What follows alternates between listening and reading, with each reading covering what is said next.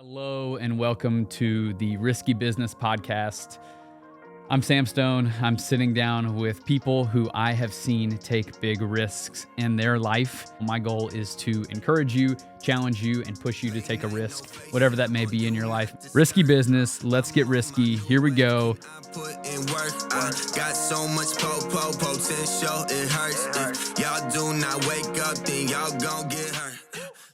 Hello and welcome to the Risky Business Podcast. I'm your host, Sam Stone, and I'm excited to sit down with guests who I have seen take big risk in their life. Sit down, ask them questions. What's the risk you took? What did you learn from that risk? And what are you still learning to this day from the risk you took? So I'm super excited about today. About a year ago, when I sat down and started to plan out this podcast and didn't have the name Risky Business yet, I started writing down people who I would want to have on the podcast. And very quickly, at the top of my list, one of my first texts I sent out was to Mr. Connor Hicks, who is a country music singer, songwriter, grew up here in Louisville with me, since has moved to Nashville, taken some really big risk in his life. So his two most recent singles he dropped are Remembering Somebody, which is my personal favorite, and Heart I Used to Have. And he's got a new one coming out here in the next couple months that I'm excited to hear more about. So without further ado, welcome Connor Hicks. Thanks so much for sitting down with me. Thank you, bro. Excited to hear from you. Appreciate you, man. Thanks for having me. What a great thing you're doing, and this is such a needed thing. And I'm excited to tell my story and give my little tidbits of information. Dude, can't wait. I as you know, it's sitting down and talking with people about risks they've taken. And the reason why you jumped pretty early on to me is, wow, somebody who's taking a big risk is you moved to Nashville 4 years ago, right? Three and a half years ago, and took this big risk of, I want to be a full-time musician who moves to a city where it is dog-eat-dog world. And I'm assuming, I don't know, I've never moved to Nashville, but a city where there's a lot of people fighting for a limited number of ears to listen to in country music. So tell me about that. What was it like moving to Nashville? And yeah, moving to Nashville was crazy. I think the start of this whole thing in my head, you know, it goes back to, so I graduated from college at Western Kentucky. Go Toppers. Shout out Hilltoppers. And moved back home to Louisville. I was working in sales for a couple of different companies, and just realizing that, you know, I have talent and I have affirmations through industry people, through family, through the, you know, friends. And, you know, I wanted to pursue a passion. I mean, at the end of the day, I can make money and do sales. My dad's in sales. So I saw that as being a career that I've always thought I was going to do. And then Nashville, the whole music thing, man, it interested me. Like, I was like, this is nuts. People can make real money off of this passion. And so, yeah, I mean, I think just there's a lot of people that take prepared risks and that take they take a little more time thinking through it than I did probably 4 years ago. But, you know, I think moving there has been one of the biggest blessings, the rewards. And I'm not sitting on a lump of cash right now yet, but I think just being there, being surrounded by great people, going through the Broadway gigs, going through the writers' rounds out in Franklin and Leapers Fork, and just there's so many different things that I'm sure we'll touch on later, but that surprised me. And yeah, just really thankful, man. Thankful that I did make that move, and probably could have been a little more prepared, but no. Yeah, I mean, I feel like we always can sit down and say, like, before taking a risk, you could have been more prepared. But in the end, I feel like there's the unknown. You never know what you could have prepared for. So I feel like part of our generation runs into like analysis by paralysis. And it's like, well, I could plan better for this big risk I'm going to take. Or I could get another certification or another class, or I could have sat down and had another year of vocal coaching. Yes. And in the end, it leads us to analysis by paralysis. I'm not going to make a decision because I don't feel confident yet. And one thing I respect about you is like, hey, I get it. I don't have I didn't have every duck in a row and know exactly what it was going to be, but I know the place where it's happening and I know what I want to do. So I'm going to put myself close to it. And What does it look like? What's an average week look like for somebody who is, because you're not signed to a label yet, but you're obviously looking for that in talks with places or whatever. And so what does an average week look like for somebody in your shoes who's saying like, hey, I want to make music. I'm making music. Yeah. Just grow things. What does that look like? Yeah. Usually Monday through Friday we're writing.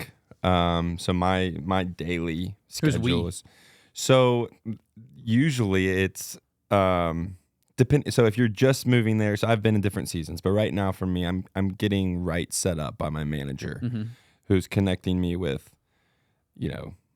luckily like hit songwriters, Jesse Alexander, Brock Berryhill, people that I didn't know I would ever be in a room with. And I'm sitting in a room with the woman who wrote like The Climb by Miley Cyrus. And what a great movie. I mean, you remember that movie? Yes. It wasn't like Hannah Montana. Oh, it was great. Fantastic. She was my 2007. first crush, I think. But yeah, usually we go in and we write. So usually it's like me and two others.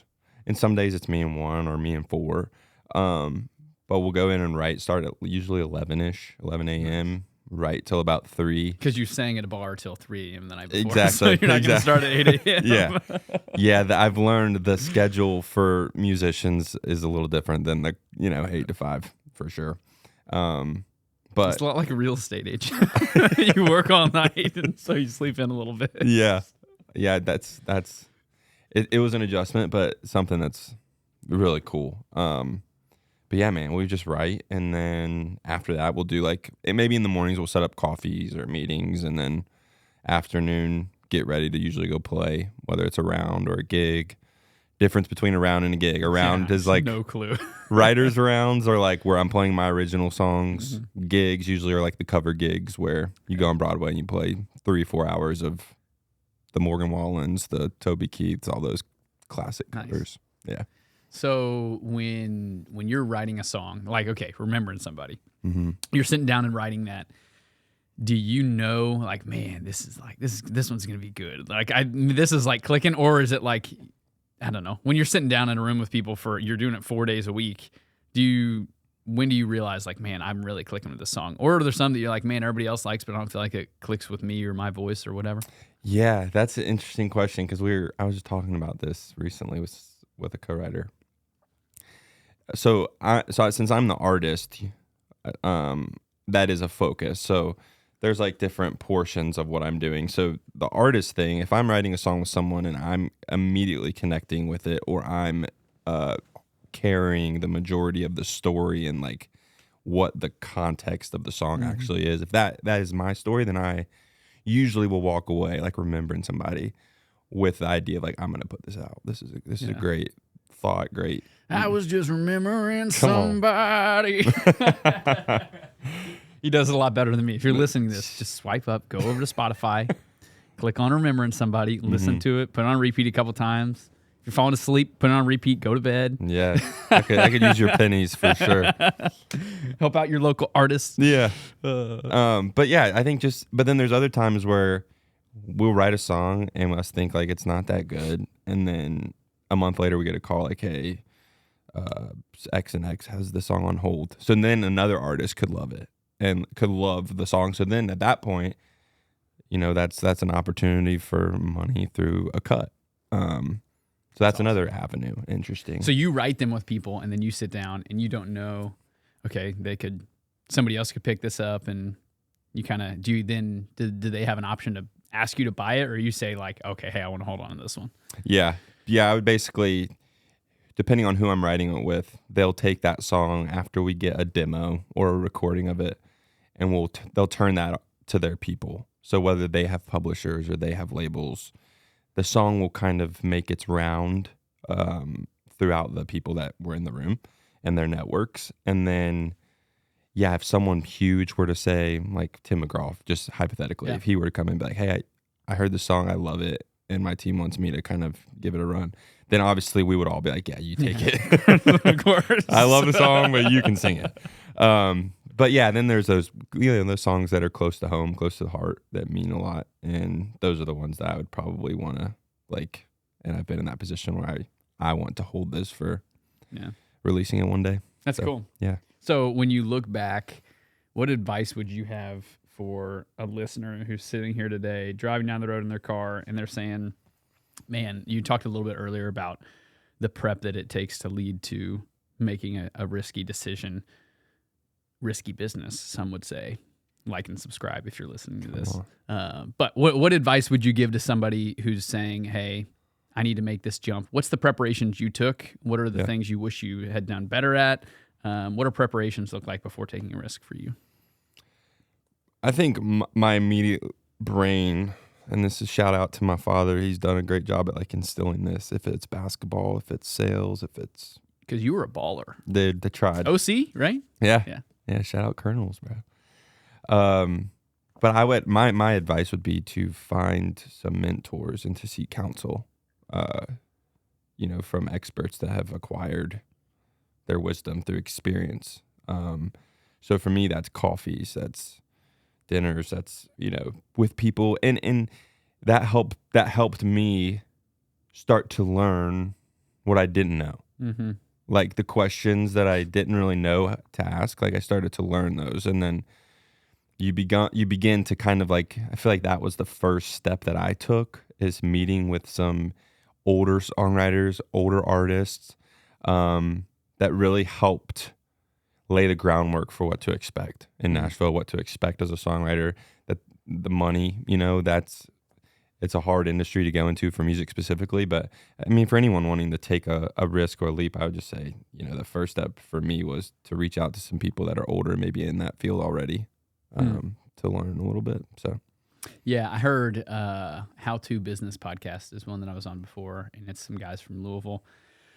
And they said something the other day on their podcast. Can't remember who they were interviewing. They just said to get the right mentor, you have to be the right mentee. And I was like, oh, that's good. That's and cool. It's like, if you can sit under the right mentor all you want to, but if you're not the right mentee and don't go into it with the right heart, which obviously just the way you carry yourself is super, like, just humble, the way that it comes across, even on social media. I'm like, man, Connor needs to post more about himself.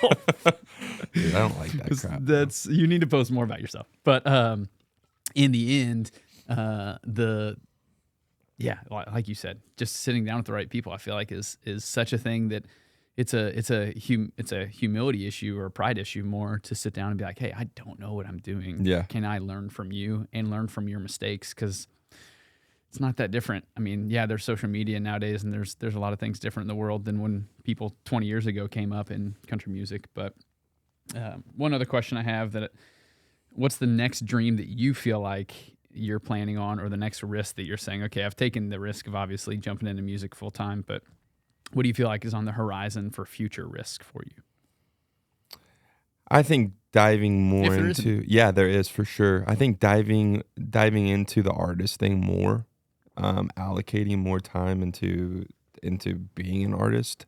I've spent a lot of time, and the most growth I can see in myself is the songwriting side of it, where I might not be playing as many shows and gigs in honky tonks or venues, but I've been really, really like honing in on songwriting, and I'm writing a lot of different stuff for a lot of different people. But as far as the next big risk, I think just like I mentioned to you before, hiring a social media person and just being willing to open up a little bit about my life. And just nowadays, people are falling in love with the artists' lives and then supporting their music, instead of it being like, they love the music and who's this person. Mm-hmm. So I think just really investing more in me as an artist, and that's music being released this next year. That's social media increase of just being more active and consistent. But every day, like I was thinking about this too on the way up here. Every day is really, I want to become even more, and this is a risk, being vulnerable in these writing rooms with my story, being vulnerable and real. I think that's when the best songs come out. So I don't know what this is. But. Yeah, and I think it's like the songs that I listen to that I feel like, I remember we were talking with Chris Stapleton beforehand, and when one of the biggest risks I took in life was we quit our jobs in Virginia and moved here when my wife was 6 months pregnant, and moved back to Kentucky and moved in with my parents at a time when that was very humbling.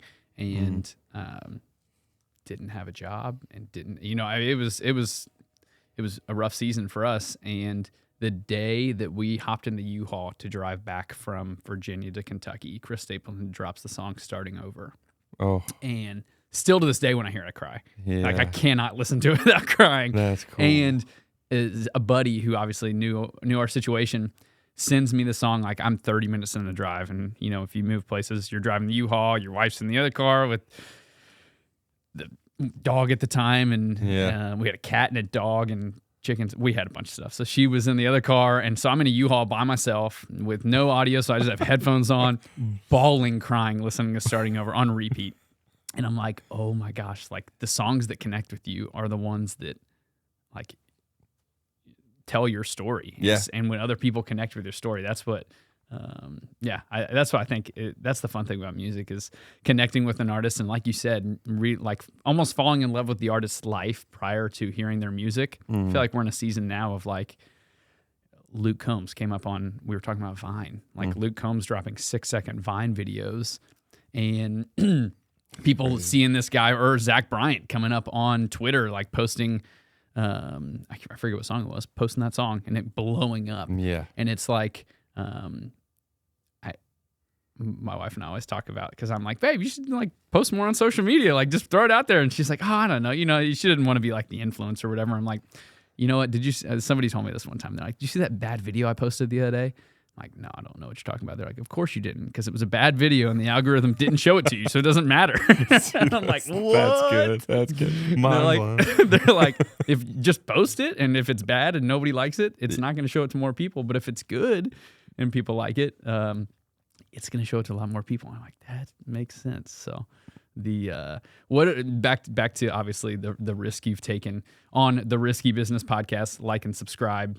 You're supposed to say that 4 times an episode. I don't know if I'm going to get to that. I love it. No, you're doing great. Risky Business Podcast. Sitting here with Connor Hicks, Louisville great from Oldham County, moved to Nashville, is now getting ready to release another single called, do you want to say what it's called? Yeah, Middle of the Summer. Middle of the Summer. It's awesome. When does it come? It'll probably be like very end of February. Right now there's a... ironic time for dropping middle of the summer. I know.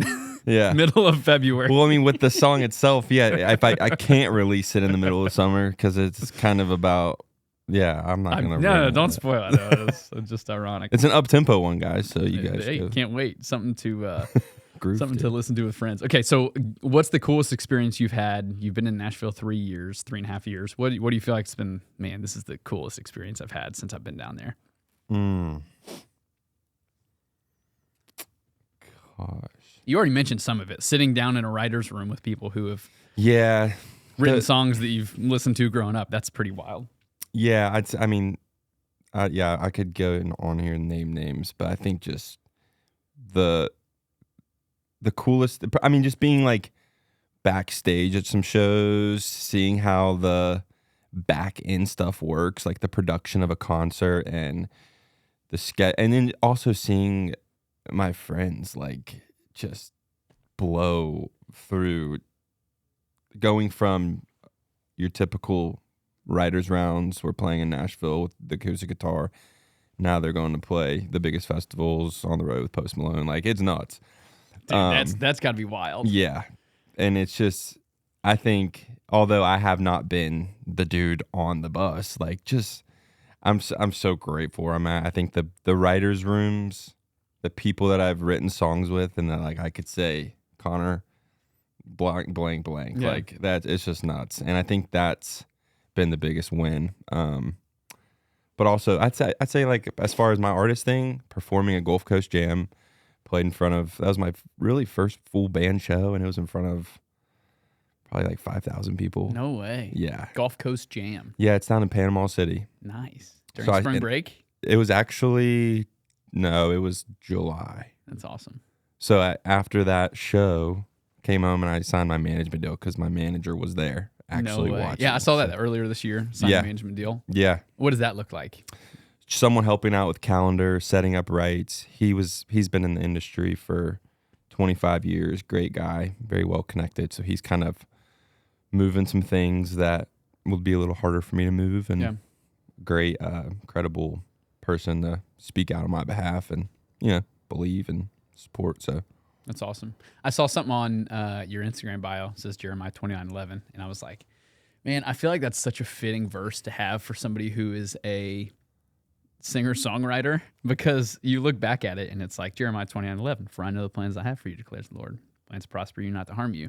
And then I went to school to be a pastor for 7 years. So I was like, obviously the context of it. Verse 10 is, this is what the Lord says: when 70 years are completed for Babylon, I will come to you and fulfill my good promise and bring you back to this place. And we were saying beforehand, and then he goes into verse 11, for I know the plans I have for you.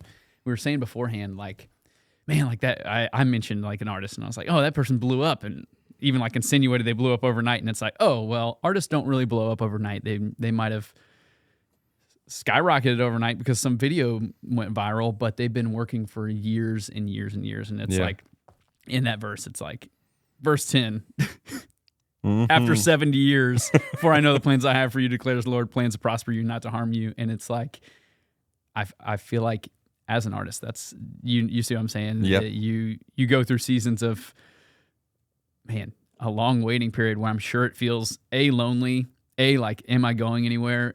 B, like, am I making the traction that I need to make? And so what's that like? Yeah, it's a big waiting game. Nashville, they call it the 10-year town.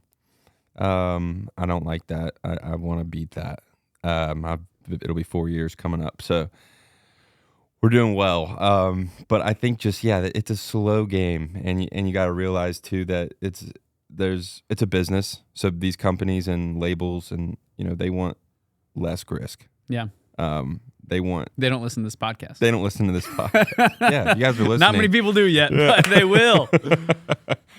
Share this with somebody. If you're listening to it, share it with somebody. Send it to them. Say, hey, this Connor Hicks guy. Come on. If I could put stock, can you bet on artists? Like Polymarket?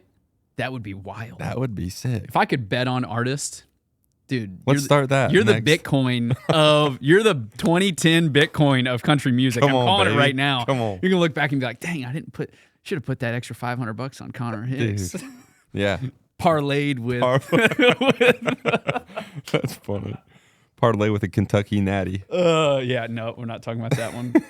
We were just talking. Connor is a Kentucky fan. I am a Louisville fan, and this last week was rough for Louisville. But okay.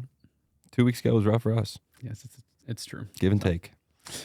But yeah, I think just waiting. It's a big waiting game in Nashville. And it takes patience, and I think that's one thing I wish I would have known before moving there. Just the realistic expectation of grinding and the process of writing.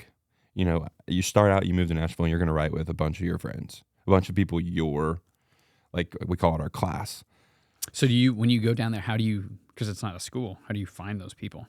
Through writers' rounds, usually. So there's a lot of different people that put on, they'll basically go to a bar and say, hey, can we have from 7 to 10 p.m. on a Tuesday night?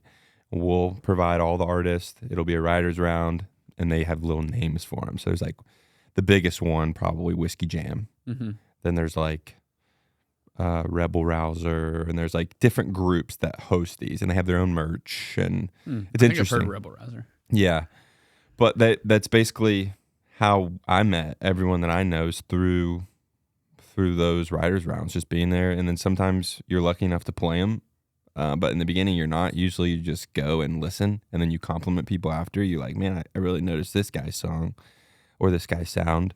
I'm gonna go shake his hand and maybe ask if he wants to get coffee or if he would want to set up a write. And usually if they're playing those, there's a mixture between... It's like dating. Yeah, dude. It's like dating. Literally. It is dating.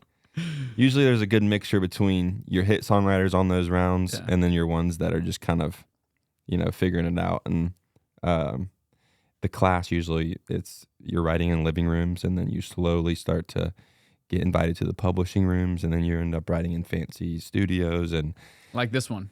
Louisville Podcast Studio. Shout out this place. It's sick. So sick. But yeah, man, it takes time. And I think that, all good things are, what do they say? Worth waiting for or something? Someone said that, I'm sure. Someone has. I don't know who said it. Yeah, that's so interesting. I feel like I could ask 1,000 questions about just how you even get going. Cause it's so, I feel like it's everything else you get into, you're like, you were in sales, like you're selling a product. And so you at least know who you can go buy leads, or you can go do that. Like there's no buying leads on becoming a country music star. No, that'd be nice. If there were, it'd be great. I keep going back to like, what does it look like? What does a week look like for somebody so you're in writing rooms, you're doing that in the morning. How many nights a week are you saying like, hey, I want to be on stage as much as humanly possible? So yeah, usually, I mean, like, I'm trying to like, for the listeners that do music full time, I'm trying to like give a good accurate for all of us. But I think with it's also very situational. Yeah, of course. Like, I mean, I could eventually be on the road from Thursday to Sunday. That's usually the schedule for a touring artist. So they write maybe Monday, Tuesday, Wednesday, and they're on the road Thursday through Sunday. But for me right now specifically, I'm writing pretty much every day during the week. And then evenings could be more. I've been fortunate enough to land some really cool corporate gigs, and that's kind of helped financially carry the burden. What's a corporate gig look like? So I spend a lot of time in the Gaylord Opry Hotel. There's so basically like your Geico, State Farms, or these pharmaceutical companies or whatever. They'll host or they'll fly all their employees to Nashville for a conference, and they'll want to hire some live music to play background or maybe a full band. And so I got put in this little circuit there, and that's how I've been able to do music full time, really. That and songwriting. But so my week, I usually have one. With these holidays, it's a little more. With the off season, it's a little less. But like I would say 3 to 4 a month, and then those are evenings. So those take 4 hours out of my evenings, and then just try to work on like the health thing, working out, staying consistent, but then spending a lot of time out and networking, shaking hands. And that's where it's different. I think when you get off of work at 5 from my old sales jobs, I could close it off or whatever. But now it's like 7, 8, these events and these concerts and these things you got to be at to show face and keep, reminding people that you exist and that you're alive. And I feel like if you shave the beard, you'd be like, this career's over. This career, oh yeah. If you ever see the beard come off, probably be back. That would be a risk right there. Baby face. Yeah, don't take that risk. That's funny. What's on your playlist? Are you country music? Why did you get into country? Are you country through and through? Yeah. My background in music's interesting. So I was introduced to music when I was 8 years old. My grandmother would go to these quartet conventions in Freedom Hall, and you're talking about like the Gaither Vocal Band and like the Crab Family, the Isaacs. Those were like my first memory of really any music. And I knew I had a different relationship with music. We'd go to these, and my sisters would be like obsessed with the popcorn and the funnel cakes, and I would be like in tears and in full body chills watching these singers. And these are like old men, like harmonies, 5-part harmonies. And I just, my grandmother would look, I'd have my hands up in the air, like doing, I was moved. And then I think just as I've gotten older, the more real, or not real, but the more recent influences or playlists would probably be Need to Breathe. Have always been there. Steven Wilson Jr. is a newer guy that's popping off. It's one of my favorites right now. Brett Eldridge, consistently there. Chris Stapleton. Sabrina Carpenter. I'm not. My wife listens to Sabrina Carpenter. I am. I think I know maybe one of her songs. Yeah, there's a couple that you'll catch me bopping to down the road, but Chris Stapleton, man, you remind me of Chris Stapleton-esque voice-wise, just a little bit of rasp to it. Man, and that's a compliment. Dude, I love Chris Stapleton. He's incredible. He's been one of those iconic voices year in, year out. He's got new songs and. Talk about somebody who can't cut their hair. Yeah, Chris Stapleton. Exactly. You can't cut the beard. Chris Stapleton's not cutting his hair. Jason Alleen's not taking off his cowboy hat. Yeah. That's funny. So another question. Sorry, you've made the Sabrina Carpenter joke, and I was reading these questions. I wrote out questions because I didn't want to miss anything. Love it. But Sabrina Carpenter, that was a funny joke. How do you prepare mentally? I feel like when it comes to taking risks in our life, the mental side is something we don't really do, and it's more on, okay, I just need to go take that risk. I need to hop in a U-Haul, move to Nashville. I need to sign a lease down there. I need to go to these writers' rooms. Those are risks. Yeah. What's a mental preparation look like for you before you do something that's like, okay, like sign a management deal or look for signing a bigger deal, whatever it is. And so what does it look like to you mentally? How do you handle that? Because I feel like that's a side that gets left off a lot. Yeah. Luckily, I've been in a home where it's been taught to pray. And I've seen the power of that, just clear mind. Sometimes I feel like when we talk and when we're trying to set out our plan or strategies, I feel like sometimes we miss out on maybe being led a little bit by Holy Spirit and just like the Lord. And I've failed enough to know that. Yeah, of course. And I think that mentally, I think just continuing to try to be open and quiet and so you can hear that'd probably be my answer.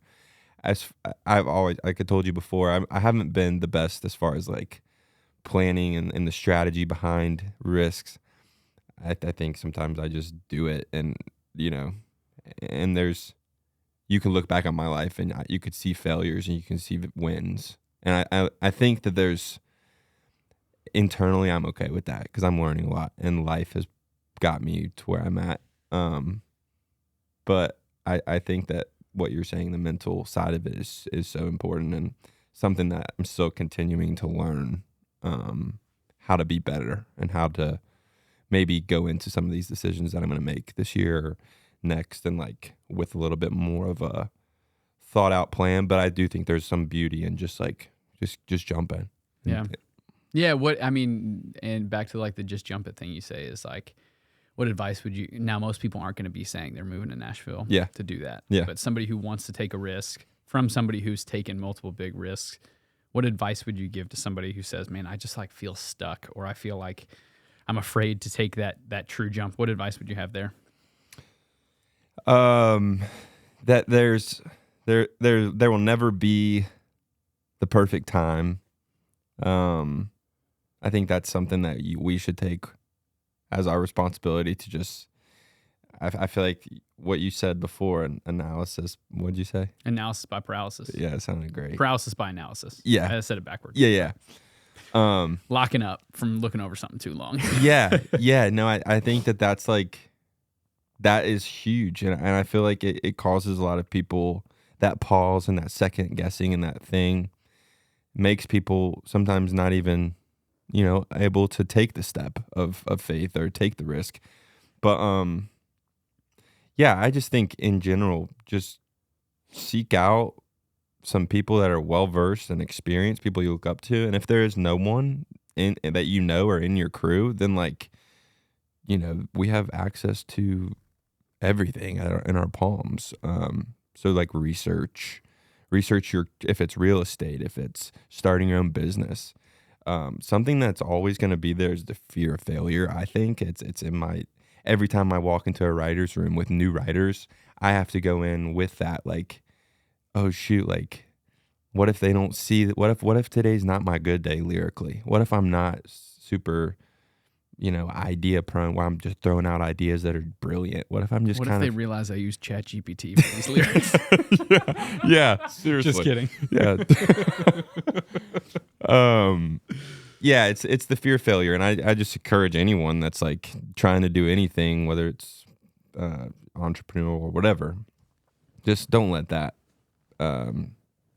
keep you in handcuffs from doing what you want to do. I've had so much failure in my life, and I think you told me this over a text or something. It was like, what was it? Sounds really profound and like it stuck with you. You were saying something. I don't even remember it fully, but I loved it. It was just that whole concept of being able to like live, not allowing fear to control your step forward. And everyone fails, and it will happen. That stands true forever. And I think that you can learn from all those things. So if you don't think you have the right tools or the abilities or the equipment or the voice or the talent, like there's a lot of things that can be learned, and you can start to equip yourself with those, whether it's a brain full of real estate or a idea of how to budget if you're starting your own business, or how to play guitar if you want to take guitar lessons. It's just kind of taking not letting fear keep you from taking that first step. One of my favorite quotes is "Dance like nobody's watching," because they're not. They're on their phone. Yeah. I'm like, man, it's perfect. Like, everybody gets so worried. Like, man, what are they gonna think about me? Yeah. Like, yeah. What are they gonna think about me if I do this, or if I post that, or if I'm like, what are people gonna? It's hard to, like. I dropped this podcast. I'm gonna release it out there. I'm like, man, what are people gonna think about me? You know what I mean? Yeah.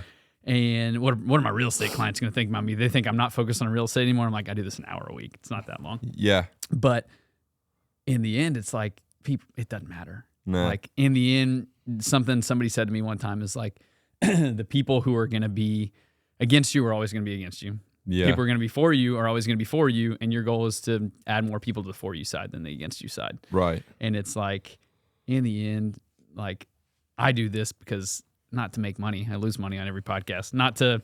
For now. For now, like and subscribe. What's this called? The risky business, baby. So I got to say it again 4 times. I think that's 3. Yep. But in the end, it's like, I do it because A, I enjoy sitting down and talking to friends who I haven't seen in a while like this. But B, sitting down with people who've, like, watching you from afar, you've challenged me. And I look back at 4 years ago when we were making our risky business decision around the same time on jumping into a new career path that was risky. And it's a little bit, I would say, not easier, but you learn a little bit faster if you're successful in real estate than you do country music. And so it's like you can sell houses and get the ball rolling a little quicker than it's not a 10-year game in real estate, but it's fun to see. We talked yesterday on the phone, and it was like we were just chatting through. Man, I feel like our generation, because how old are you? 28. 28, okay. I'm turning 30 next month. But it's like... We're getting old. I know. Do you still play pickup basketball? No. So, I realize, like, those guys who play at age 40, I'm like, I have massive respect for you. Bro. You might not be Our good. fathers, yeah. But you have... The fact that you're playing full court right now, I have massive respect for you. Yeah. Can you still dunk? No. There's no way. You could dunk pretty hard. Yeah. You could throw down. Yeah, I don't know. I couldn't tell you last time I dunked. But one thing I want to say before, something you said is really interesting. So with music specifically, and what makes it a little easier, I feel like, for the music side of things, is the opinion. Music is so opinionated. So I think you had asked me, or we talked about like criticism a little bit, and have I gotten criticism, and how have I dealt with that? I think that, like, keeping that, well, first of all, you probably think a lot more people care actually do, like you were saying, about everything. Podcast, real estate, my goals, my music, whatever. It's our whole life, but like you most of the time, everyone else doesn't really care unless, whatever. But I think just remembering, for me, what has helped me is that music is so opinionated, so I could have written the best song in the world, but since it doesn't have a steel guitar in it, someone that's real country is not going to like it. Or I could have written a song with the steel guitar, and someone who hates country is not going to like it. So it's like, I don't know. It's so opinionated, and I think that is I was trying to think of ways maybe how that could be more universal with every industry, and I think there's ways to every industry, you're going to run into people that are going to critique you, and remember where I was going with that. Yeah, I mean, I think it's a good. It's perfect because it's like it's a good reminder that whatever you're taking your risk to jump into, what your motives are in the end. If your motives are to earn a dollar amount or to have enough people like you, then you're gonna always be chasing something else. There's that goal is always like the whatever it is, the carrot dangling in front of your head, your face on a treadmill. Like you're never gonna get to it. You're just going to keep chasing it. But if you're saying, man, I'm producing music in order to put out things that I love that make me feel a certain way, that I would love it if other people joined in the way that they felt. Yeah. You look at Oliver Anthony. It's like that dude did not care at all what he was putting out. It was like he was recording on his phone. He was upset about stuff that was happening in politics. And he's like, I'm going to release a song about it. And then it connected with every single person in America for multiple months. And it's like, no matter the risk we're taking, I feel like the point you're hitting on is like, if you're doing it for the wrong reasons, then it's always going to be still moving or still chasing. And if you're worried about the steel guitar or this or that, or who's going to like it, it's like remembering somebody. Like people are going to listen to that and be like, man, like, yes, 60% of the population's never going to like a country music song, whether you have Morgan Wallen on it or whether you have some guy nobody's ever heard of. Yeah. But in the end, 40% of America is a lot of people. Yeah. Yeah. 40% of America buy a lot of merch. Yeah, that's true. Well put. That's funny. Yeah. But as we wrap up, what do you feel like, what are you most excited about 2025? We're heading into a new year. For Connor Hicks music, what are you most looking forward to? What are you excited about the future? You've talked a little bit on your social media presence that is going to be ramping up, which I'm excited for. Yeah. If I could challenge you, dude, just post it. No one's ever going to see the bad video. They're only going to see the good ones. So just sling it out there, man. It's going to be fun. I'm going to go Google Polymarket and see if I can bet on Connor Hicks music. Okay. But what are you most excited about in 2025? And what does that look like for you? I think there's a lot of projects, a lot of songs that will come out that I'll be on that I'm really excited about. Not just from me, but from friends. And that it'll be a good year writing wise. I know for a fact. Artist stuff, gonna be playing some more full band shows. Those will be really fun. Looking at doing some intros, like opening up some festivals. So that'll be cool and exciting. Anything close to Louisville? Not in the books yet. Okay. I'm working with my manager on trying to incorporate some of this hometown. Dude, we get a packed out Louisville show for you. That'd be fun. I know. And is there still the Waterfront Wednesday? Yeah. You know, I've never been to them, but yeah. Okay. I know they still have them. Yeah. I think. Yeah. So I think just playing more shows and just continuing to like focus in and on my craft of performing is something I'm really excited about for this next year. And whether that's, I think more specifically full band stuff, because I've done a lot of the solo acoustic gigs. But the full band stuff I'm really excited about. Middle of the summer, late February. I'm super excited for that one to come out. Middle of the summer, dropping in late February. Yes. And then, just I'll have some more songs out. I think just, I'm so excited for you guys to hear some of these songs I've been writing with some of these amazing, talented people. And what else? I think that's kind of just it, man. Just continuing to play shows. I feel like when I play shows, the reward is just like those 4, 5, 6 people that stay after and like share how my music's helped them or how they've followed me on TikTok for, X amount of years. And just like, you never know, because there's at this stage of the game, I have 10,000 followers on Instagram. I have, like nothing crazy, but you would be amazed in those followers, like how many people you've touched. And I know people could say the same about you with all your platforms and what you're doing, real estate, all my Instagram accounts, or whatever. Yeah, just like I feel like all of the Connor. things you've had your hands on. There's a lot you've affected a lot of lives, and it's cool to see. So yeah, just projects that I've songs I've written coming out this year, and then releasing my own music. Social media would be a big one, just kind of getting creative and finding ways to catch the eye of the consumer and make more money, because I don't do it for the money, but music is not music is not super lucrative until you make it, and then it's great. But I think just getting some of that rolling and publishing deal will be a big blessing, and that's not too far away, thankfully. So that's awesome. We're just day by day, man. Excited for you. Thanks for your time, and if you're listening to this, if you're still here, thank you. Like and subscribe if you're still around. As you finish this episode, switch over to Spotify, switch over to Apple Music, look up Connor Hicks, Connor Hicks, and Remembering Somebody, my personal favorite. Heart I Used to Have is also a great one. Thank you. That one's good. And then middle of the summer, dropping soon, and excited to hear more from you, keep up with you better, and I'm excited to get you out. We're supposed to fish. We're supposed to go out and do some fishing. We talked about that last year. Are. We need to do a music video. Come on. Middle of the summer, music video. Us on the boat catching catfish. Ripping lips. Us ripping lips. I'm down. Let's do it. I'm down. Get a drone shot flying over. All right. Thank you guys so much for watching, listening. The Risky Business Podcast. I'm excited for more to come, sitting down with more guests who have taken big risk, who have said, I'm going to do something that gets me out of my comfort zone.